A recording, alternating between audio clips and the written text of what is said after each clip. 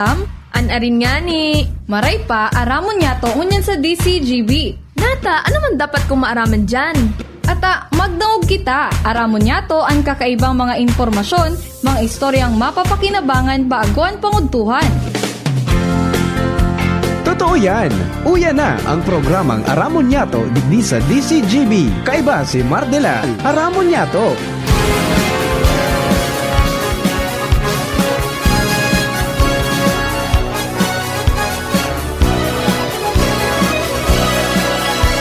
Kabayan, dapat mong malaman na kailangan mong maintindihan ang usapan na may kinalaman sa iyong kapaligiran.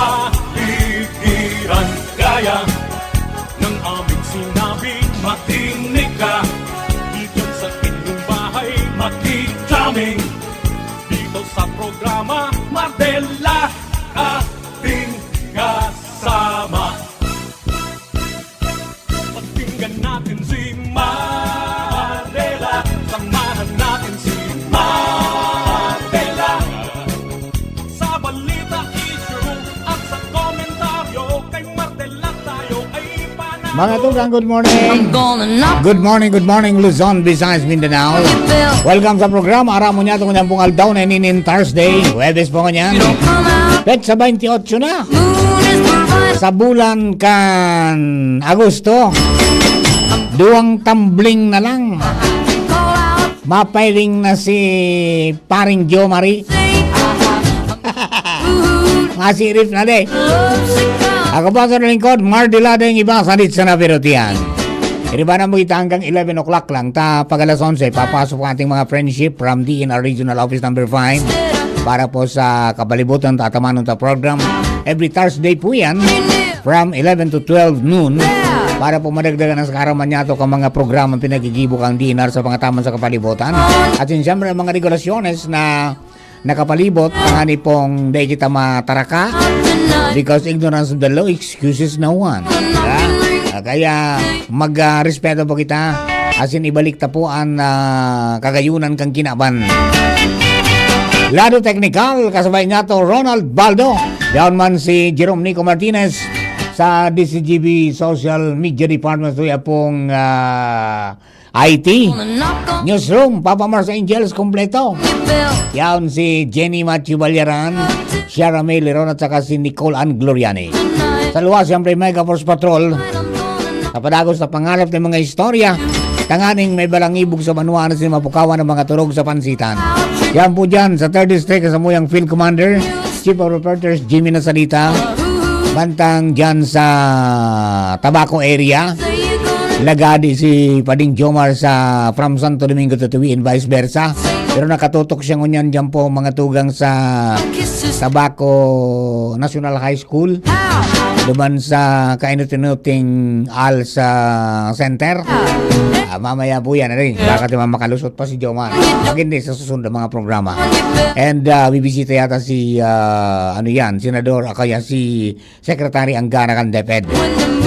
Siyempre, dyan po mga tugang sa City Hall. Katuwang tayo si partner Alar Mario. Si Angel Mustasa yan po sa Regional Center Site. Asin po sa Legazpi Port District. Yan mga si Joshua James Bino. Dyan mga tugang sa Daraga area. Bantang si Karen Ala. Yan po sa Kapitolyo Provincial. Good morning! Sa mga birthday celebrators, happy morning! Happy birthday, man, the returns of the day, more life, prosperity, and happiness. Good morning sa mga suki natin. Partner King Rinaldo from Bunker Hill. Yalman si Jeffrey Santos from Queensland, Australia. Si Sir Banjo Barrios, 43002. Diyan po sa Alaska, 43016. Sa Dubai, si Sir Arvin Balaoro. Good morning. Si Bing Buenbores sa San Lorenzo. Sa San Isidro sa Malilipot. At saka si Kuya Bob Nakandano, mga tugang haliman dyan sa Tuya pong barangay dyan sa San Lorenzo. Yan, sa Tabaco City. Sa mga nakantabay po sa WGB 106.9 sa Tabaco City. Good morning po sa Indo. Good morning kay amigo Ronald Bonapos. At saka kay Barney Jones. Jun Bornilla. Good morning, sabi. And siyempre kay SM Dex. Good morning, tabi. Alright, o bueno, mga tugang, duman po sa mga kababayan ta. Talagang magkunyang ka mo, ha? Talagang pakunyang ka mo. Magbalo ning dakol na pasensya. Buda, maggarga ning dakol na gasolina. Tsaka, mag-amay. Talaga pong kunyan. Matindian traffic dyan po sa Arimbay area. Andi gudak paman sana, mga tugang. So, sa ibong na parte, kantinampo, sa orinutan kan Petron Gasoline Station, pagpa-siring ka, mga tugang sa tabako. Pero halaba din ito bago mag-abot duman sa may hardware. So saro, na nakakaabala, nasimintuhan na. So sa approach baga, kang Arimbay Bridge. Finishing touches na lang ito. Siguro baka mga 1 or 2 weeks, maagiyan na po ito. So sa ibong naman ang gugudakon.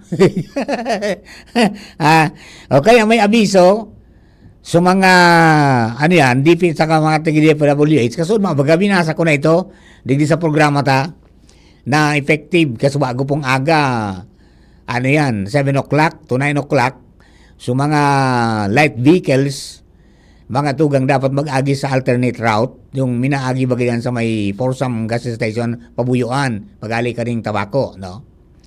And, siring man so, so mga hali man sa Ligaspi, ito man so abiso. Tapos alas 4 hanggang alas 7 ng banggi. Yan ang schedule na kadyang ka mo mag-aragi. Sa tahaw ka yan, pwede magdire-diretso. Kundi talagang kunyan, no? Matraffic talaga. Nagpapatunay na kadakol kitang auto. Buda motorsiklo sa probinsya kan Albay. Good morning kay sis Amy Basco. Good morning tabi. Oy, sa mga taga-Bakakay, advance happy fiesta. Advance happy fiesta tabi. Sa Sabado ang kapistahan na di. Tomorrow is Friday 29. Ayan, may bispiras, may parada. Okay. Kumusta na sana kamo dyan? So mga miyembro kan sadit sana Peruti Fans Club ko dyan. Oy, kumusta na sana kamo? Bala na kamo? Paano ta? Hindi kita makaligada garo dyan ta. May trabaho kita. Padara na sana. Padara na sana. Alright.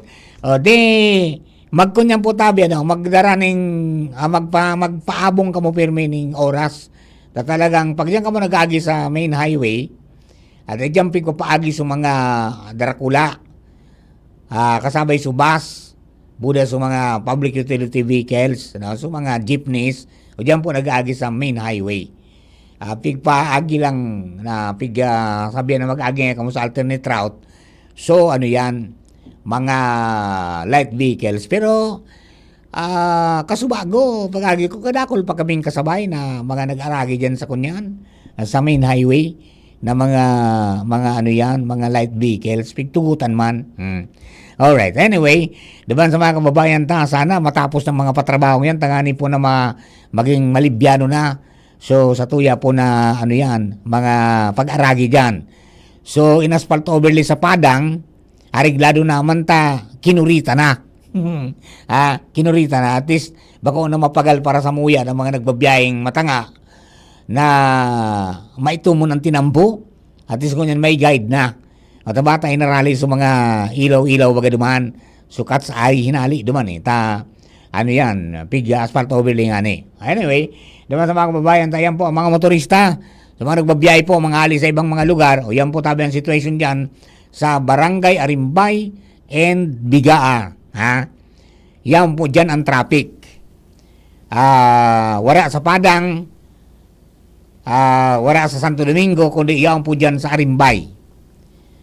Siyempre, sa Arimbay, nadadamay yan Pagali kang Ligaspi, yaw ng gadyan. Mapundo sinda bago magtulay.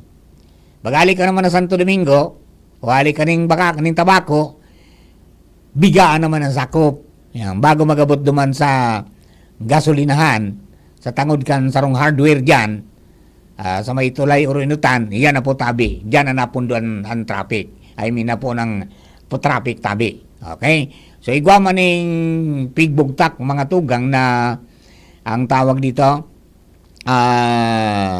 yung traffic light na green and red, yung man ang nagkukuman. Pero minsan, naka-green na, dakulong pa nag-aagi, nahali duman sa balyo. Yan ang kunya. Yan po ang nagiging problema. May mga pasawayo na mga nagkatirikitan kan sa kaagi. Tayo po yan tabi ang mga problema ngunyan. Papa Mar, paano mahaman ining arong ko? Kunyan, mahalo na an bye-bye, budak graba. Nangyari. At istoryan ko kamo ha. Ang nagpapalanggaw ka, negosyante. Yaw. Day manggaro nagbago. So fair market value, mga tugang kang graba budak bye-bye. Day man nagbago. Hindi lang, takang aram ko kang nakaagi, na 2022 ka magtukaw si Gobernador Rosal, garo may binilog nga nini na Fair Market Value Committee. Yung Fair Provincial Quarry Appraisal Committee. Di ba? Hindi ko niyan kung bilog pa ini. Hanapa daw ini tabi ka rin. At sinaputa-puta na dyan. Taka na inot, may executive order na niluwas, manungod sa pick-up and delivery. Yung mga pick-up price tapos delivery rates. Di ba? Kung naramdaman po nindo. And kung babasyan mo ito na kang inot, talagang naglangkaw ngunyan. Di ba? Naglangkaw. Tadating ito talagang uminabot sa 600. So, graba. Tapos, subaybay, naging 500. Kan 2022 yan, ha? Pero kan nag-intercede sa gobernador, sa palikan sa executive order, nagyago ng public hearing, naman mga tugang na bawasan. So, pick up price ka ito, pagali ka duman sa quarry, 150 sa baybay, 200 mga tugang sa graba. Okay? So, delivery rates naman, for the first 5 kilometers, para sa baybay, 400. As in, so, gravel, 550. May patong na 10 pesos for succeeding kilometer. Iyo yan, mga tugang, so, presyuan ka ito. Pero ngunyan, nagapot ako, Santo Domingo lang, ha? Gurano niya ako dyan ang baybay. 550 ngayon, Sir Mar. Pick up yan naman, deliver ba yan, 550. Bye-bye. Tapos yung graba, 600 to 650 ngayon. Aba, hindi, siyempre kung hali yan duman, mga tugang ang gravel and sand sa Santo Domingo, Kinua. Abay, mahal talaga maabot sa Ligaspi. Mahal talaga. Hinanap ko sa mga parapala. Tayo ito ang baratong magpabakal ta. Ito so sisirni sana. Dahil na palang sinda. Dahil na. Ubus na duman. Ngunyan, so mga parakwari, nagparabarakal, ki mga daga, dyan sa itaas na. Sa itaas na kan basod. Duman sinda nagkakwari. Kung nairakan so mga parapala, wiwa ang kidiit kan truck, iyo to sa pigsisir nila, na pigpapabakal maninda. 180 garo. Ang kada kubiko. May mabakal lamang yung bagas. Pero bako naarog kang inot na nyaon sa nasinda dyan sa baba. Depisina na. Kang inot po talaga barato yan. 30 pesos nga ni dyan sa pick-up. Sa ano, surod-surod sa na. Pero ngunyan dahil na po ta, ang nagkakurar, ang binanegosyo na, mga tugang kan mga aggregates ta, so mga kunyan, mga darakula na. Iyan pati nakikuanin da, piproseso, kaya mahal. Hali na sa mga crusher. Ay, pag krinasher talaga, mahal yan. Di ba? Mahal yan. And yan po intended, mga tugang, bako sa satuyan na pang home, pang construction, pang domestic na gamit, madidipisilan na kita. Tangkalaman sa paing gusto mga itong painurag, sabi nga ni Kayan, painurag ngaya na mga patrabaho, dahil na nakakahanap mga tugang ning nadidipisilan sa mga maparong sana, ay naku madipisilan ka na. Taparsiring sa mga construction, tapos so iba bibiyahe mga tugang sa ibang mga lugar. Tan sistema ng kang pagkwari, bako naman so itong pagkuaning mga baybay, bako naman so araw itong so natural sa ng pabulos, makuha ka ng baybay, sasagupon mo. Makuha ka ng graba, sasagupon mo, tapos sisirniyon mo, araw kayang ka ito. Kaya nga nipikabod ng washed gravel. And washed sand. Ay ngunyan, dahil na, makuha kigapo na darakulaon duman sa itaas kang bukid, dadaraon sa baba, ipapasapa duman sa crusher, iyon na po yan. Iyon na yan. Kaya po, enda lang, kung ang gigibong ka ni, kung araw na ka ng promisyuhan, harayo na duman sa dati, kang 2022, ito kang ino talaga, nag 600, ibinaba ang mga tugang na 400, kaya ito nababaan. Diba, di ko niyan maggibugiran ng lakdang, tamay mga nagreklamo na po ng mga, mga kababayan. At saka ang saro pa dyan, mga tugang, bako, wala na sa mga susaradit sa na naghahakot, wala na eh. Wala na. Talaga pong kunyan, may may kadipisilan na puro na sa darakula. Imagine, dahilin ko nga ni, so nagkwari nga ni uduman sa sa Manila, na, gano'n din sa Budyaw ito, na kunyan, nagkwari, bako man tagadigdi, taga Santa Elena sa Cam Norte, no sabihin, so pigkakwari niya, pigdadara niya, paduman sa inda.